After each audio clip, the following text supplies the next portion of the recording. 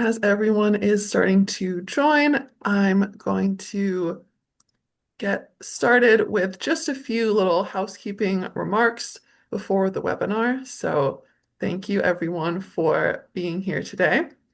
My name is Claire Ladd. I'm the Programs and Services Manager at the Massachusetts Council of Nonprofits, MCN.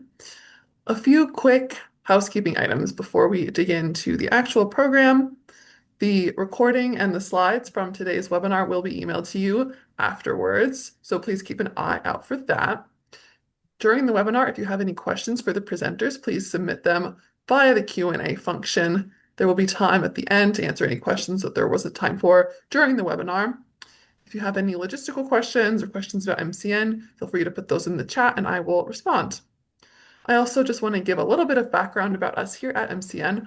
Our three goals are to strengthen the nonprofit sector through advocacy, public awareness, and capacity building services.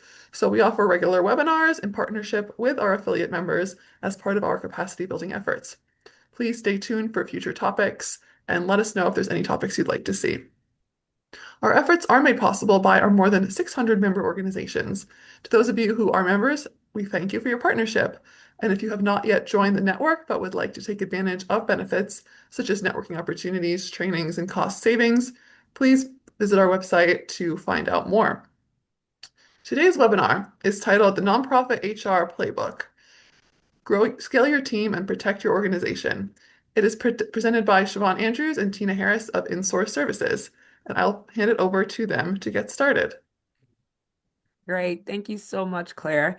So I'm going to just start out by just introducing Tina and myself. So yes, we are doing the nonprofit HR playbook, how to scale your team and protect your organization. I'm Shavon Andrews. I have been with Insource Services for April 12th will be 5 years. Woohoo! And I've been here. I'm the team lead, and I'm also a consultant and HR associate director. And so Tina, will you introduce yourself? Sure. My name is Tina Harris. I've been with Insource Services just over 4 years. I celebrated my anniversary earlier this year. In my time with Insource Services, I've worked with a lot of nonprofits of various sizes, helping them grow their businesses from having 0 employees or scaling them if they already have a team in place and are looking to grow their team. So I'm excited to be here today and help share some tips and tricks as you grow your organizations. Sounds like fun. So we're going to just go to the next slide, tell you briefly a little bit about Insource Services, where we have worked for 4+ years together. So we have finance, HR, technology, and data and AI consulting. So we're a consulting firm. We're based in Massachusetts. We have over 175 employees here, and we do lots of fun things that you can see on the left-hand side of the screen. Not going to take too long to go over that, but training is one of the fun things that we do get to do outside of consulting, recruiting, and some other project assignments. All right, this is the fun stuff. What are we going to be doing today? So we're going to be talking about handbooks, the funnel. What do we do with that book? What I consider it the Bible of HR, but what do we do with the handbook? When is the right time to create the handbook? When do we dust it off and say, let's look at this thing again? What are some basic employment compliance? What is basic employment? What are the most, if you're starting out your company today and you wanted to do a checklist of what is the basic, make sure I'm compliant, we're going to talk a little bit about that. I'm going to give you some hiring strategies to position your organization for growth. What organization wants to come into place and not grow and not thrive, right? So we're going to give you some hiring strategies. Then we're going to talk about the onboarding experience. What is actually the onboarding experience? When does it start? How does it end? Building and maintaining your own organization's culture. How do we define culture? How does culture show up in our organizations? And then how do we build and maintain it? And then last but not least, we'll have some key giveaways. We have a jam-packed, exciting day. And so Tina and I are going to be talking back and forth within each other. But we'd love if there's a question that's, you have that you want to ask us. And I do see something in the Q&A. Can we have copies of the slides from today? Yes, anonymous attendee, you sure can have slides after. Claire, my friend, is going to send them out at the end. So I'm going to try to look back and forth into the chat. Claire's going to try to help us. Tina's going to be focusing on the screen and the slides. And then if you do have any questions, just feel free to jump into the chat or we'll have some time at the end. Okay. And so we talked about the agenda, and then just briefly, I wanted to just give you an overview of what we expect for you to walk away with today. We want you to have a clear understanding of the foundational HR infrastructure. What does that look like? What does it feel like to you and within your organization?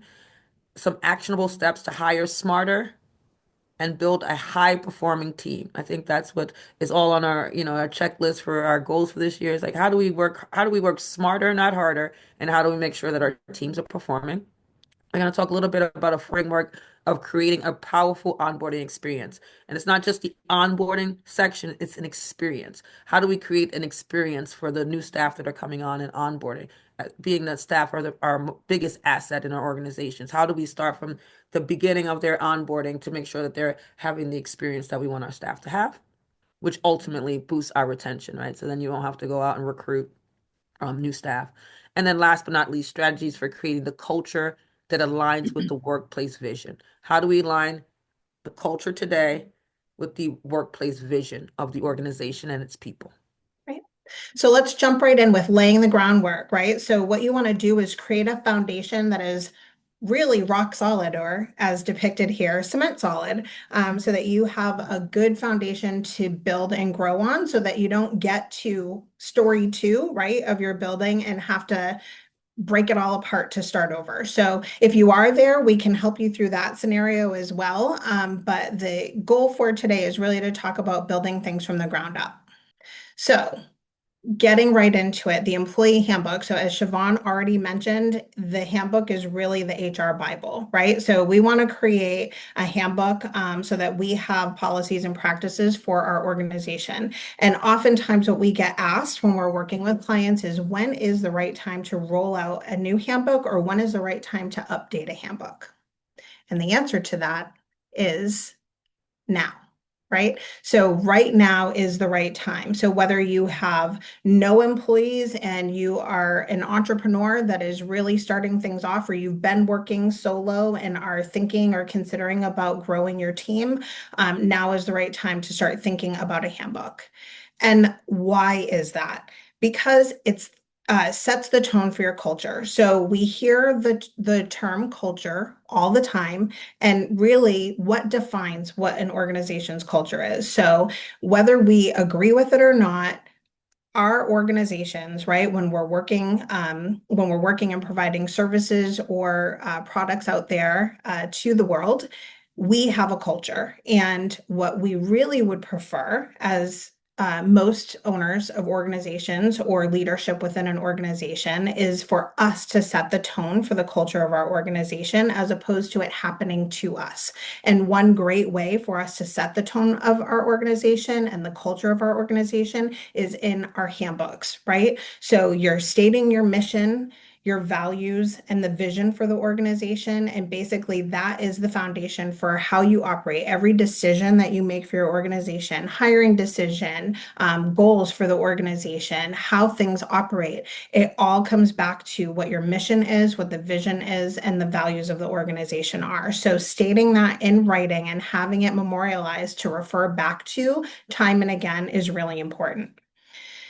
It also creates consistency in your organization. So as you start off, you might have hired somebody on as a contractor, and then you're starting to grow. And the question becomes, okay, well, now should I have employees? When to, how do I treat these employees? Meaning, do they have PTO? Do they have vacation, sick time? Making sure that you're giving equal benefits to all of your employees and that they are treated equitably and consistently, memorializing all of that information in one document, which is your employee handbook, ensures that you're treating employees fairly and consistently. And also it makes sure that you're codifying those commitments that you've made to those already onboarded staff, those early hires that you've made in your organization.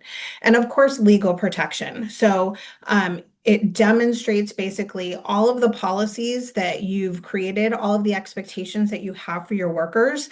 It actually is basically the first line of defense that you have, right? So if you have policies that are in writing and you are consistently applying them across the board, then it is your first line of defense in the event that there ever is a situation where somebody is questioning whether or not they've been treated fairly.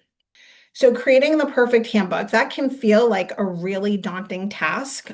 So we've put together a few ideas of what would be helpful for you, and feel free to screenshot this as we've already talked about. Claire is going to be sending the slide deck around for you to have it to refer back to. But some compliance policies that you want to incorporate in your handbook to make it a meaningful document for your employees. These are the things you might want to think about. So anti-harassment, which includes anti-discrimination and sexual harassment, particularly for Massachusetts employers with 50 or more employees, and ADA, so the Americans with Disabilities Act. So just so that all Massachusetts employers are aware, while the federal regulation for accommodations for Americans with disabilities is at employers with 15 or more employees. Here in Massachusetts, if you have 6 or more employees, then you should be following the ADA. Okay. And Tina, then equal Tina, employment. Oh, Tina, sorry. sure. Just quickly to cut you off real quick. Carrie asked the question to you. I'm guessing you'll talk about this, but can you confirm that it's appropriate to have different policies as benefits for part-time versus full-time versus exempt versus non-exempt employees? I'm not sure if you're Mhm. going to answer it right now, if you wanted to wait, but I just wanted to get it in there. Yeah, I think that that's a fair question. I don't know that we address that specifically within this slide deck, so it's a perfect question to answer now. So essentially, in most handbooks, what you want to do actually, and on the next slide, it's going to show you, or one of the next two slides, that adding a section in that identifies the types of employees you have, right? Like the categories of employment, so full-time, part-time, hourly, salary, etc. And then defining within that who is eligible for what. So you can and likely should have different benefit options or different policies that are applicable to certain employees based on what their employment status is or their employment category. As an example, for benefits, you will likely see when working with a benefits broker that most health insurance carriers are going to say that it is common practice for you to offer benefits for employees that are consistently working 30 hours or more. So that's typically the threshold. Anything outside of that is usually some sort of an exception that you'll see. So, as an example, offering benefits to people that are considered full-time workers and generally getting to that 30 hours, I will usually recommend that my employers, because that's such a basic sentiment from brokers about benefits eligibility, that I have them create that to be the threshold between part-time, anything up to 29 hours, and 30 hours and above is full-time. So yes, it is common for you to have different practices or policies in many cases for people that are part-time versus full-time, and sometimes salary versus hourly. Mhm. Thank you, Tina. And Claire, do you mind sending out the audio for this? Someone put in the chat, will you send the audio? I'm not sure if you can or not, but if you can you send it out? And then last question, I could type this in, but I figured I'd let you put it out there as well. What is AD? A person's asking, what is ADA? Can you explain ADA to them? Yep. So ADA is the Americans with Disabilities Act. And what that is saying is if somebody has some sort of a disability that is considered a disability under the ADA, so it could be a physical disability, it can actually be behavioral health related as well, that the federal government, and actually even within the state of Massachusetts, if you have 6 or more employees, that you as an employer are required to reasonably accommodate any sort of disability that an employee or a candidate for employment may disclose to you. So as an example, if somebody is in a wheelchair, right, that's a physical one that's pretty obvious, then you have to make sure that you are allowing them the opportunity to come work for you if that doesn't interfere with them getting the basic requirements of their role accomplished. Does that make Thank you. sense? Yes, thank you. I typed a little bit in the chat, but I'm not a good admin, so I got a little. Okay. Then Jessica's asking, could you please clarify if employee counts refer to FTEs or not, i.e. 6 or more employees? So on your slide It's there, you have six, it's 6 employees in Massachusetts, so it doesn't matter the number of hours that they work. It's not six full-time equivalent employees. It's if you have 6 employees. That's when it counts. regardless if they're full-time or part-time, Say that again? regardless of their FTE. Yes, exactly. And then getting back to the slide, so having a statement about equal employment opportunity is really good. These are the compliance policies, again, that you can just set it and forget it. So they likely, unless there is a change, as an example, in the paid family or medical leave, state mandated benefit available to Massachusetts workers, then these are pretty much set it and forget it, because they won't need a lot of massaging over the course of time unless there's some sort of legislative change.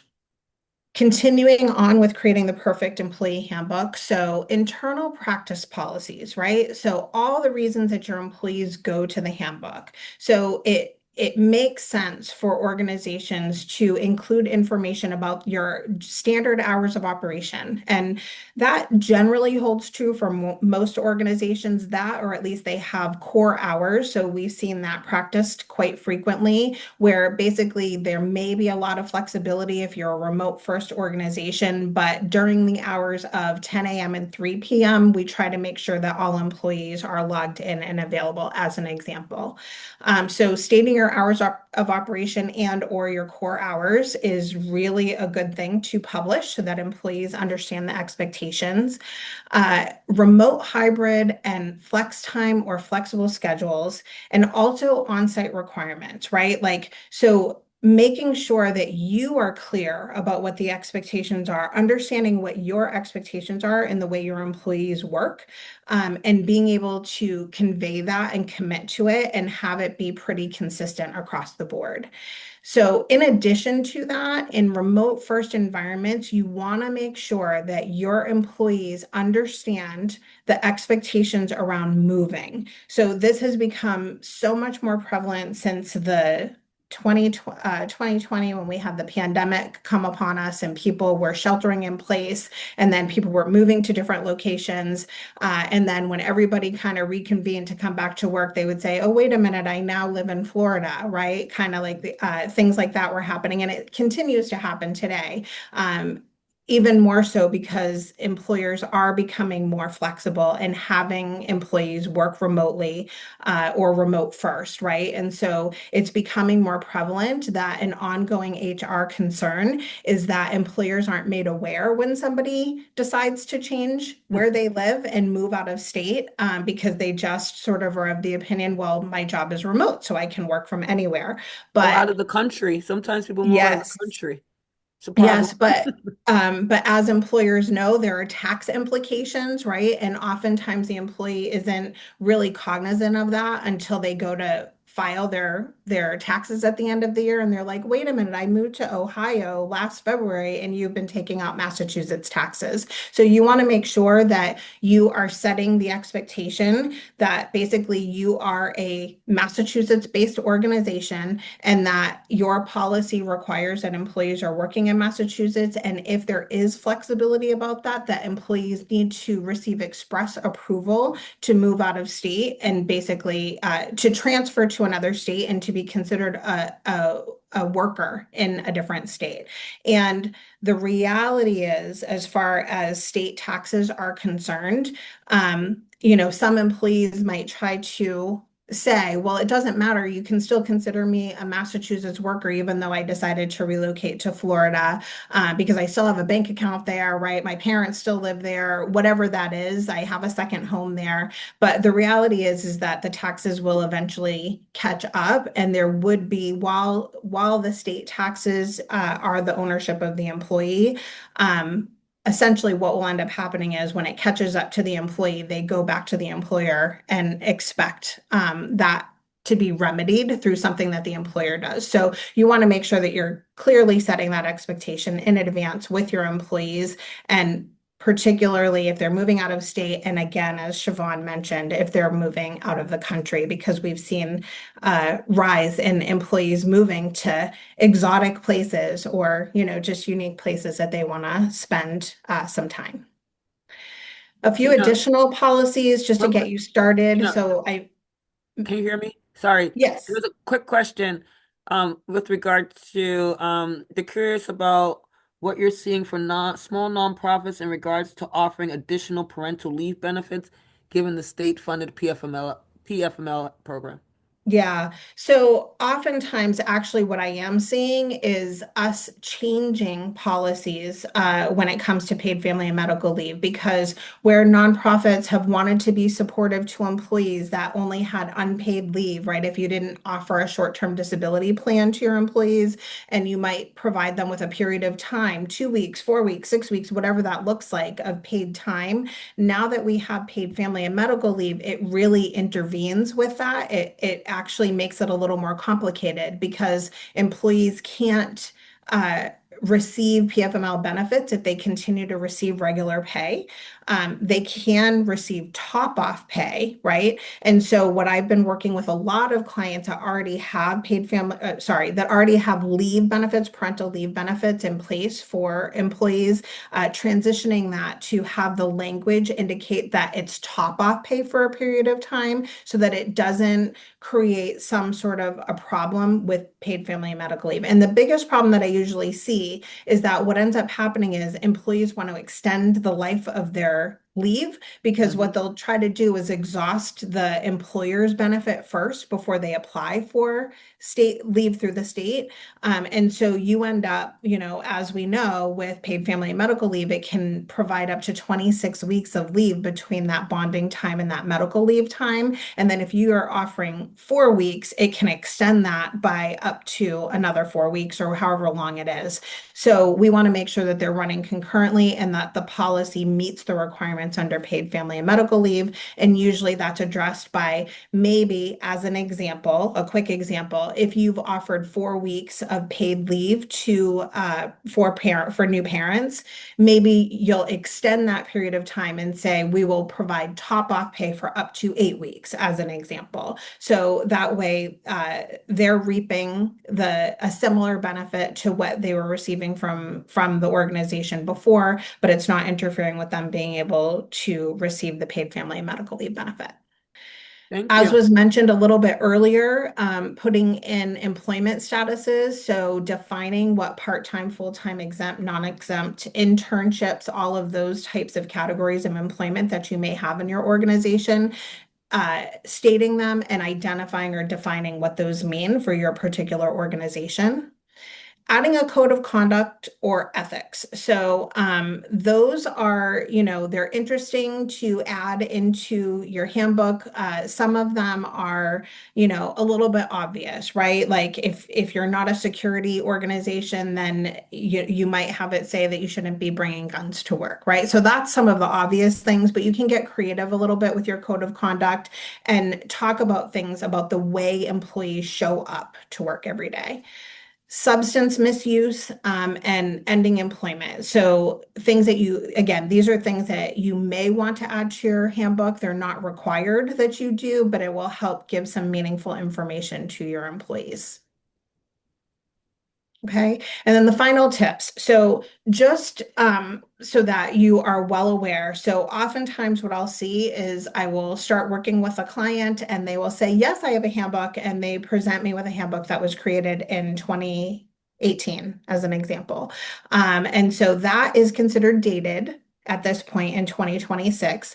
We want you just to remember that putting something out that is meaningful, that really expresses the policies and the practices and the culture of the organization that you have today, even if it's a short document, if it contains all of the necessary items and meaningful discussion points for your employees, like those things that they look to you for. What is their vacation? What does paid family and medical leave? What is paid family and medical leave? Like those types of things. Then you can always refresh your handbook. So it's a living document. It's always a work in progress. So it's more important from our perspective to get a few policies in place and get those right and get those out so that it sets the tone, rather than trying to craft this document that's 57 pages long that covers every absolute portion of how you operate. So it's a living document. We always think that it's a good idea to refresh the handbook on an annual basis and just keep notes of what's working well, questions that have come that might need some, revisiting of how the policy language was put in place.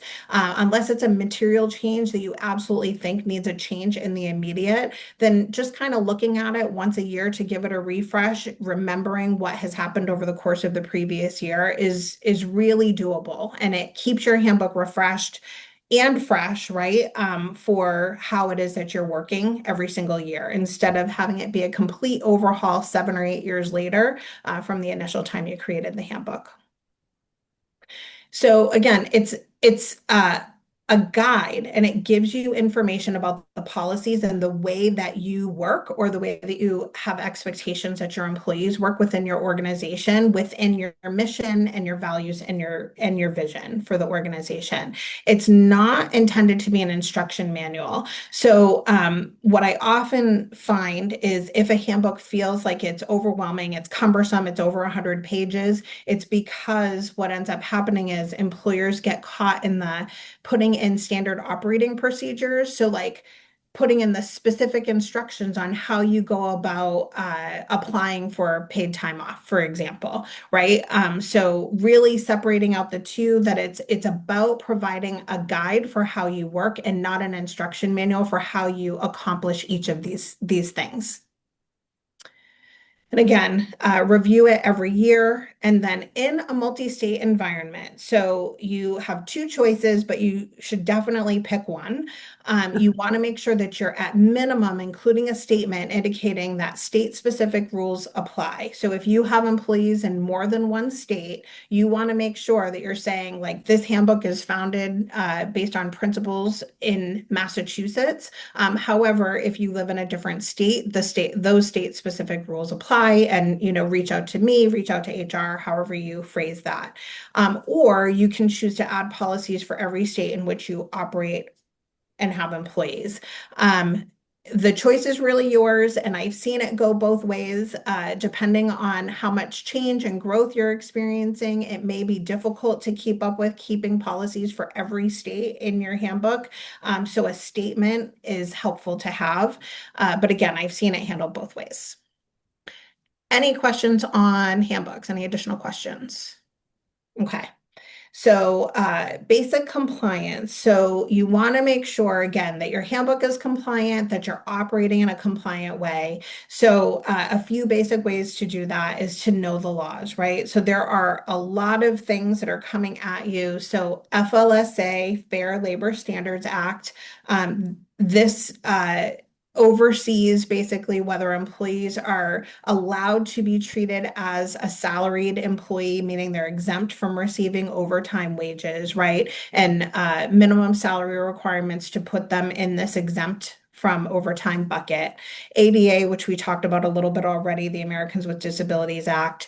In addition, we've got state and local employment laws, right? If you're operating in multiple states, or decide that you're going to expand and allow somebody to move into a different state, understanding that there are potential ramifications from that, right? That you have to understand the laws in the states in which you employ workers.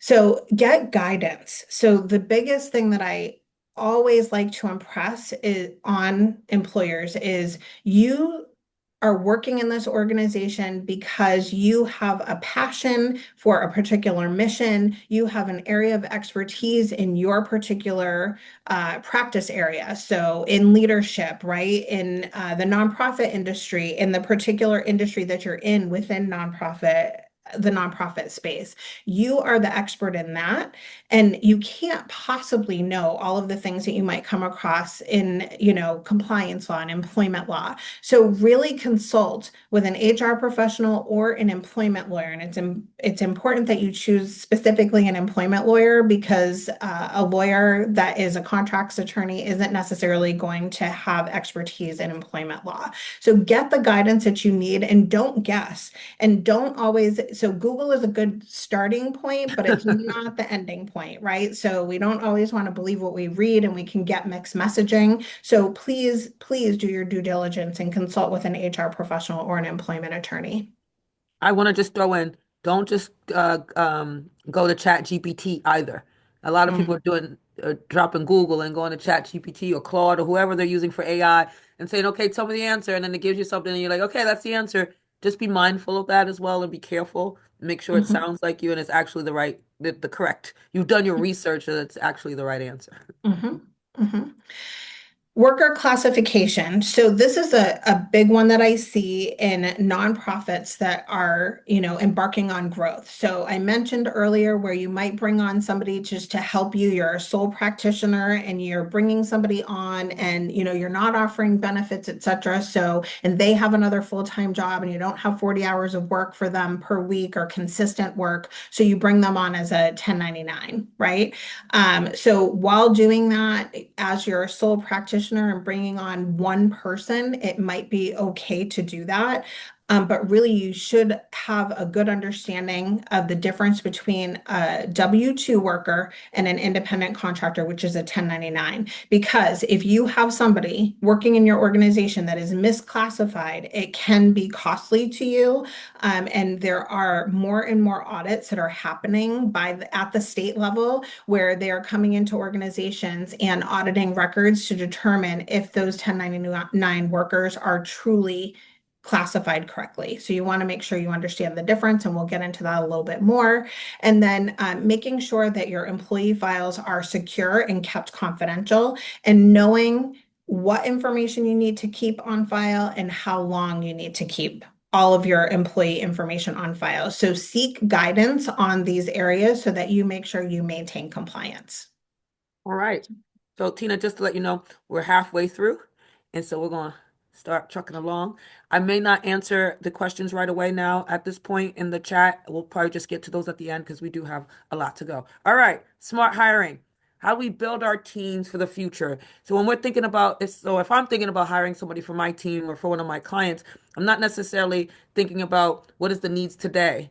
I'm always, when I talk to the hiring manager, I always say, okay, what is the need of the future? So if you thought about this position in 4 to 5 years from now, what will they be doing? What is the vision, right? And so that's what we're talking about when we think about smart hiring. We're not just filling a seat. I gotta read that. Go back. I'm so Not just sorry. filling a seat. You're investing in your future of your organization. Thanks, Peter. All right. So the difference between we're going to talk a little bit about subcontractor versus an employee. In Massachusetts, a worker may be considered an independent contractor if they meet the following. There's absence of control and direction in the work. That the employee's business is different from the services provided by the worker. Okay. So if I'm doing HR and somebody else is doing HR in the building, I'm not an independent contractor. I'm doing the exact same business as somebody else in the building. Okay. Also that the worker is customarily engaged in independent trade or business. Okay, they're working independently. They have a different workload than somebody else in the organization, and there's an absence of control and direction in their work. Mhm. So a good example of that might be if you engage someone to do your IT services, right? So you're in administrative services, whatever those services are. You don't have IT people on site or regular people that are hired. They're engaging in something completely different than the business that you're in. So that would work to bring an individual on as an independent contractor. Great.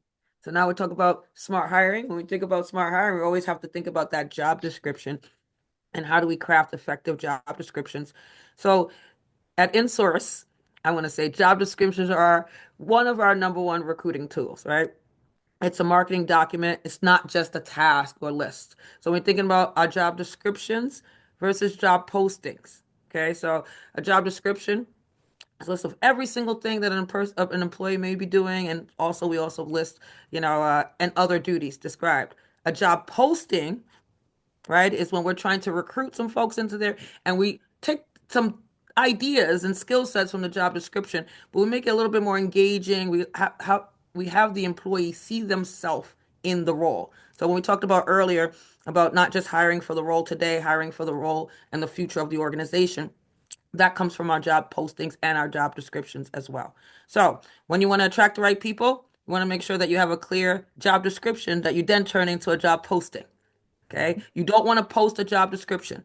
If someone saw my job description online, I wouldn't want that job either. It's not that exciting. I love you, Bruce. I love my job. But I'm just saying a job description is not it's not that exciting and it doesn't attract people, okay? You want to define the impact of the role. For me, when I'm going to go to a new job, I want to know what impact, what am I bringing into the organization? How am I going to have impact in the organization and grow? And what does success look like for the organization and with regards to me? So set clear expectations, outline core responsibilities, and what does success look like for the organization? And then having that person see themselves within that success metrics. Define for growth. Sorry. Think about the skills needed in about 6 to 12 months, not just today. And then last but not least, include a compelling summary of the role and the company. Like what does your company do that's different than another consulting company or another health center or another company that does something similar? What are the key responsibilities? What are the required skills? Not the nice to haves all the time. Like, what are the required skills that you're looking for? And then you can add some of the nice to haves. But what exactly are you looking for so the person that's applying for the job knows if they fit that role or not? And then optional, including a statement of inclusivity, diversity, and or equity. Checking to see if there's any questions. Oh, wait, hold on. All right, we'll get back to that question in 2 seconds. Let me just answer this and then try to toggle both. All right, creating a clear and consistent interview process. So when we're thinking about interviewing, and so we have some candidates. We thought we have the job posting. We received the job description. We turned it into a fun job posting. Now it's like, how do we create a clear and consistent, equitable interview process, right? We want to make sure that each person that comes through that interview process has a good experience, right? And a very similar experience. So if I come into to interview for CFO, which I never would be doing, but if I did come in to interview for CFO and Tina came in to interview for CFO, there needs to be a clear interview cycle process for each candidate, and it should be very similar. Same number of interviews, a time frame. This should be the same time frame. The position is opening, and then we're going to close the position. This is going to be our process. The names and positions of the interviewers should be already set. We shouldn't be changing based on who's coming in. It should be the same standard group and process, and then making sure that no matter if you're going to offer the job, not offer the job, that you follow up consistently with each and every candidate, making them feel like, they were an important part of this process. It's important to have structure. It's important to go beyond that resume. So it's a lot of times people get a resume in and say, oh yeah, yes or no, but let's go past the resume, what we see on the resume, asking behavioral questions. Tell me a little bit more what happened to you when you're at Insource Services versus when you were at another service. And basically asking them to tell them what part of themselves that they put into the position and what their successes were. Always have an evaluation rubric where the candidates can score themselves, where we can score the candidates, sorry, and that it's all based on the same rule. So the scoring that you're doing for myself is the same scoring for Tina and the next person. And compliance matters. Make sure all interviewers understand what their job is. They also understand what type of questions they can and cannot ask. And they avoid the topics that are not supposed to be asked, like age, marital status, and religion. All right. So let's talk about first impressions. So we're going to get into the onboarding experience. So as Shavon mentioned earlier, it's not just an onboarding process. It should be an entire experience for the people that you're bringing into your organization. So what does that mean, right? So great first impressions really matter. There is a huge return on investment that we're going to talk about here when we look at the evaluation process of bringing employees in. So engagement impact, right? So if you have a structured onboarding process, according to Urban Bound, you are 58% more likely to have your employees stay with the company for more than 3 years just by structuring your onboarding process, right?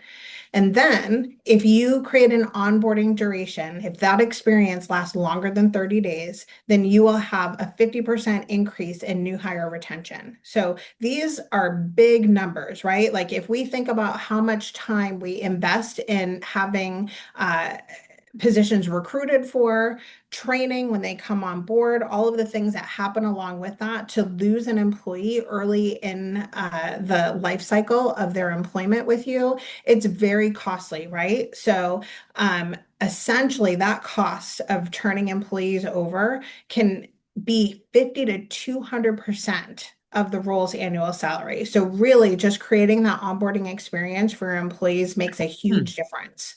And then, additional benefits of having a great onboarding experience, the thoughtfulness that you put into it, creating something that's structured and organized. Basically, it instills confidence in your new hires, that they know basically, that your organization basically, first of all, is welcoming them into the organization, and that they are able to start producing much earlier than somebody that is scattered, that comes to work on their first day and they don't really have a set of things that they're responsible for or understand what their days are going to look like. So it really does pay off with creating an experience for your employees, to get them producing early in the engagement. So, what are the elements of an onboarding experience? So, before day one, right? So, basically, the employee, you have your well-crafted job description, which turns into a job posting, and you work on, your interview skills and your interviewing to get the right fit into your organization. They sign the offer letter, and you have a new employee. Yay. So, what happens? So, from an HR lens, it's much more than just having them start on day one and filling out a W-2 and their direct deposit information, right? And that's onboarding. From our perspective, that is the floor. And there is so much more that needs to be built around that to make the onboarding experience meaningful to your new hires. So pre-boarding, so things that you do before day one, sending a welcome email, right? So having a welcome email go out to your new team member is really important. It shows them that you're investing in them before they've even set foot in the door or logged in for the first time if you're a remote first organization. Making sure that you're prepared for the technical setup, right? So making sure that they have a working laptop, that their email is set up, that they know where to log in, that they know the time that they're expected to arrive or show up online. If you have organizational swag, it's always a nice touch to send that to your employee or have it waiting for them if you are an in-person environment. And then providing them in advance of day one with their first week schedule. So that way they can mentally prepare, right? Not only is this a big change for the organization as you're starting to add employees into your environment, it's a big change for the employee. And there's a lot that comes along with that. So giving them a heads up of what they should be expecting in their first week of employment really does help settle nerves, and it helps them transition into the organization much better, making that a much softer landing. Again, that day one, making sure their workspace is ready. So if it's a remote environment, making sure that their laptop has arrived to them in advance of day one.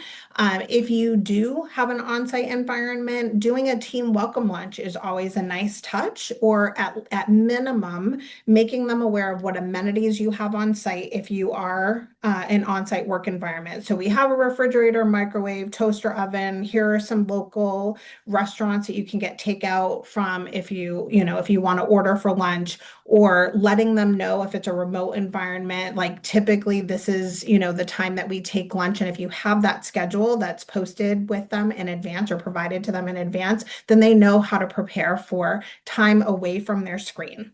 So, and then making sure that any essential paperwork is done. And then something that is oftentimes really successful is introducing a buddy. So there's a buddy system. So somebody that they can go to ask those questions, somebody that they can partner with so that basically they have a comfortable person to go to find out information that they may otherwise not be comfortable going out and asking. In week one, having a deeper dive into the role, create initial goals, right? So the employee understands what the expectations and milestones throughout their first 30, 60, 90 days are, setting up one-to-one time with managers. So I always encourage that managers are meeting with their employees in a regular cadence. So making sure that you prioritize that and get that started right out of the gate is really important. Cross-departmental introductions is also important so that people don't feel isolated and that they kind of know who to reach out to whom with whatever questions they may have. And then for the first 90 days, having those regular check-ins, right? You want to make sure, again, you're meeting with them in a regular cadence, but then having those milestones at the 30, 60, and 90-day marks is really important to encourage bi-directional feedback. So employees have the opportunity to let you know what's working well from their vantage point, as well as you letting them know, like, where they're hitting their marks or where areas of opportunity are. So giving them, that early feedback is an opportunity for early wins. And then on their first anniversary, scheduling that dedicated time to review performance is always important. And then having a regular annual review process is really important for employees' growth and for goals for the organization. So again, we talked a little bit about bi-directional feedback. So starting those conversations. So just reiterating, setting those check-in intervals. So I have weekly, bi-monthly, monthly with bi-weekly highlighted. So the most common cadence for managers to meet with employees is bi-weekly, right? So if they are generally independent and have been working for a few years, then bi-weekly is a regular cadence that most often works. If you have employees that are new for maybe that first 90 days, or if you have somebody that you're trying to help them with their growth within the organization, or if they just have generally more needs than other employees, then it may be helpful to go with a weekly cadence. And then for your seasoned employees that don't need as much structure or hand holding, then you might go to monthly. But as long as you're having those check-in intervals and making sure that the time is that it's meaningful for the employee. So you want to use agendas to stay on track. You want to encourage feedback, right? So from you and to you as well. So it's not just you giving feedback to the employee, it's you getting feedback from the employee. And then you always want to have review periods again in that first 30, 60, 90 days, quarterly, semi-annually, and then annually eventually. And you want to make sure that you're communicating throughout the year, doing this, having these conversations in a regular interval, making sure those meetings are meaningful by using an agenda and providing that bi-directional feedback makes sure that there is never a surprise when the review time comes. So the more everyone connects, the more connected everyone is. It's a true statement. And basically, having those communication lines open really ensures we don't have surprises. I'll set it to Shavon for cultural tone. Yes, I'm going to change my. No, I'm just kidding. Setting the cultural tone of your organization, you can and should be the cultural driver in your organization. Each and every one of us in our organization should be that cultural driver. It should not just be one person in the organization. It should not just be the CEO driving culture. All of us need to as leaders in the organization, need to help with driving culture. Okay, so talking about designing your cultural blueprint, why do we define what should we do first? And what I always say is whenever anybody talks to me about culture and what why do we need it and how do we start it, I always say the first thing is always to start at the beginning with how do we define the why of what culture means to you at the organization. What does it mean? Do you have a mission in place? Do you have vision? Do you have values? Do you have a statement? What is it and where does it start? What is your why? Where do you have somewhere written down where your why is? And a lot of times I find out most people don't have their why written anywhere. It's just in their head.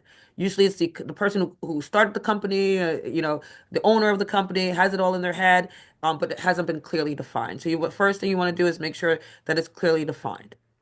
And then also establish a moral compass. Create a code of ethics that empowers the people to make the right choices, right? And I always say not only creating a code of conduct, code of ethics, but what is happening now in your organization and what do you need to do so you create a code of ethics. Or if you have a code of ethics, when was the last time that you've looked at it, or is it up to date with code of ethics and the atmosphere that we're in today? Because culture changes every day. Culture is constantly changing in the world, and the culture in the world impacts the cultures inside of our doors, even though we hope that it wouldn't, but it does, right? So culture creeps in, culture creeps out, and culture creeps in. So what are the things in our culture that we want to keep? What are some things that we want to, stop doing? And what are some things that we want to keep pushing forward? So those are things that you want to think of when you're talking about establishing your moral compass or, maintaining it. And then we all need to lead as chief architects. Like I said, culture is embodied from the top, but we're all leaders within this organization. So all of us must embody the values and consistently be visible to the blueprint of the culture because all of us are the framework for the cultural blueprint. All right. A great culture is designed with intentional, is very intent. It doesn't just one day you just like, we have culture. This is not how it works. Um, you have to integrate the people into your process. So culture it should be infused in everything that you do in your organization. So from the hiring, right? So when you're hiring folks, when you're looking for folks, it should be a culture ad. Not just, I'm looking for this skill set and I got to get the skill set in. And then, no, no, no. We're trying to see what are the skill sets and the cultural additions to our organization that's going to make us great, right? Culture drives a lot of our work that we're doing here. Then also making an investment in people growth and their career. If you care about the culture has to depends greatly on the people. And if the people don't feel that they're invested in and there's no growth and there's nowhere else for them to go, the only place for them to go would be out the door to find another culture, right? So you got to invest in your staff while they're in the building, right? And then recognize and reward. I always tell folks, reward staff, reward staff and your colleagues 7 different times a year, 7 different ways. 7 times a year, 7 different ways. That gets difficult, right? 7 different ways. But if you do it 7 different ways, 7 times a year, you're hitting every different type of person, right? A person might be a visual person, might be a, auditory. Somebody might like, something in person. Somebody might want something online, right? So if you try to do 7 different ways, you're meeting all your staff where they're at and where they might be culturally. And then you want to cultivate a thriving environment. I think if in any organization, wherever anybody's working, you want to work where there's trust, right? Where there's an environment where you feel things are thriving forward, feel things are moving forward, and that there's clear transparency. So anything that's happening in the organization from the top all the way to the bottom, everyone in the organization should know what's happening. That's how you know you have a thriving culture where I could be sitting next to someone who works at the front desk, I'd be sitting next to the CEO, but we all know what's happening at our organization. I know what's happening over there, and culturally, we all impact the culture. We all have a seat at the table. Therefore, the next one says champion work-life harmony, to support the whole person. One thing that I always say about Insource is that when I show up to work, I can show up as my true self, my whole self. I don't gotta leave my Jamaican side anywhere. I ain't gotta leave my Nigerian side. I just get to show up as my whole true Shavon Afro-Caribbean self on a day-to-day basis within the organization. And for me, that helps me feel like I'm in a culturally thriving organization. So creating that harmony and workspace and giving people the gift of being able to show up who they are and contribute to the culture builds that framework. And last but not least, make feedback a gift. A gift that, that you're continuously improvement, you're continuously open because in order to get our culture to continue to thrive and everyone to work together harmoniously, we want to make sure that we're continuously improving and we continuously have a feedback culture where, you talk, Tina and I are on the same team and we're constantly talking about how can we improve the team? How could we improve ourselves? How can we improve our working relationship? How can we improve how people see us on the outside, right? So we're always a work in progress. And if you change feedback into a gift, everyone wants a gift. Everyone wants it to learn to take themselves from the next place to the other. So turning your cultural design into a daily reality by weaving it into the fabric of your organization. So culture should just be something that you're doing every single day. I love this section of the training. So anyway, let's keep moving. This me? You. Mhm. Okay. Also, maintaining internal cultural and adapting over time. A great culture happens over time. It doesn't, it's like, wake up, hey, we're here today. We have to listen to each other. Don't guess. Similar to some of the other slides, it's like, okay, what's the data? So sometimes we just guess and we ask one person and we get a small sample because we don't really want to know everything, but we want to listen intently and then continue to listen. Use the data to understand employee sentiment. do employee surveys, ask the hard questions, do the 360s, solicit feedback consistently, in every aspect, whether it's in a one-on-one, whether it's, at the water cooler, whether it's, we're working on something and something fell through the cracks. It's like, as leaders, we need to consistently be listening and trying to pivot to redirect, what's working for us and making sure that we're having thorough, meaningful conversations with our staff and we're listening before speaking and actually having everybody have a seat at that table. And then adapt courageously. Culture is dynamic, not static. Measure what you value and measure what you value to track progress and evolve your approach. Today, something might work today, but it probably won't work tomorrow. And it might work next week, but then we get new staff in and now we have to re-pivot. We have to pivot from what worked before for this culture. And as culture continues to change, we have to be willing to change and prioritize with the movement. Mhm. Okay. So let's tie everything together, In right? So four we want to minutes. make sure that we are creating those policies. So provide clear expectations to set your team and managers up for success. So make sure that you are clear about what your organizational expectations are. Hiring and onboarding. So having those meaningful job descriptions so that you can get the right talent in the door, not just with skills, but in your interviewing process, aligning for fit as well. So treating that whole hiring process and that onboarding as an experience for your employees, that is going to take you far and get you a lot of long-lasting employees in your organization. And then just remembering that this requires evolution over time and ongoing maintenance. So while we can set and forget a few of those compliance policies in our handbook, overall HR is something that requires ongoing maintenance and evolves over the course of time as you change the way you work, as employees change the way they think about working, right? It's important that you're looking at things as it's ever evolving. So start today. So here's what you need to do. You need to build your infrastructure, right? So get started with compliance awareness. So reaching out for assistance if it's not your area of expertise, looking at an HR professional or looking to an employment lawyer to help you build that infrastructure with a handbook and understanding state and municipal laws for your industry, for the area in which you're hiring employees. Hiring for the future. You want to make sure that when you're hiring for a position that you're not just checking the box for the work that needs to be done in the immediate, you're looking out, right? You're saying, okay, right now I need somebody that is going to write the checks to pay the bills. But we are scaling, right? We're a scaling organization. We're looking to grow. So look at what the needs are today and how that person might be able to evolve into the role that it's going to be a year from now or even 5 years from now. Don't just get someone that's going to fill the seat right now. Make sure that you're improving that onboarding experience so that the journey is 90 days to a year. And then just creating your culture. You're designing it, you're building it, you're maintaining it, and you're always ready to evolve. So thank you so much. Does anybody have any questions in this last minute? There's a question in the Q&A asking if we don't have the budget for HR consulting or employment lawyer, how do we find out if we're compliant with the laws? Mhm.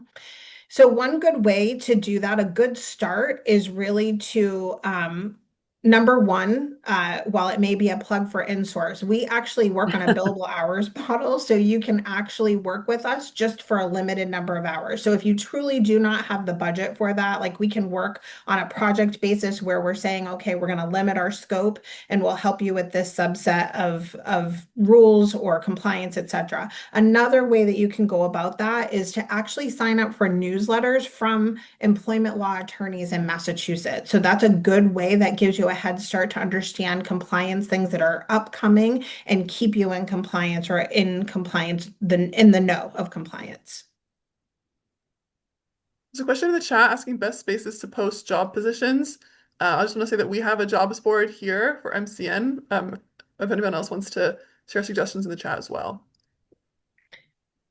So as far as places to post positions, right now we're finding that we get a lot of traction from LinkedIn, and also from Indeed. So there are tons of job boards that are, available for specific industries, that you want to make sure that you're tapping into and understand what those are. But for the big players, a lot of traction comes from LinkedIn and Indeed. Do you have anything to add to that, Siobhan? Nope, LinkedIn is definitely Indeed, I would say, but I would say LinkedIn and Indeed for paid subscription, not the free stuff. The free Hmm. stuff, you don't get your dollar's worth. I think you do need to pay for those LinkedIn paid seats. And then Hmm. you really do get great candidates. And then if you're looking for something specific, then I would recommend like specific job boards for like finance or crocheting, whatever it is, that whatever niche it might be. But definitely LinkedIn is definitely, but the paid version. Yes.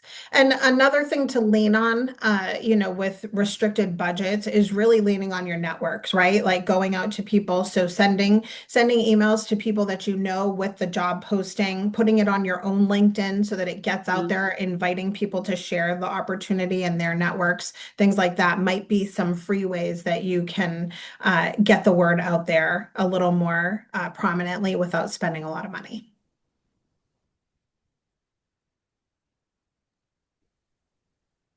Great. Well, since we're over time, I just want to thank you both so much for all the great information. And Thank you for having us. We Yes. appreciate you. yes, and thanks everyone for coming. Keep an eye out for the follow-up email with everything. Have a great rest of your day. Thank you. Have a good night, everybody. Thank you.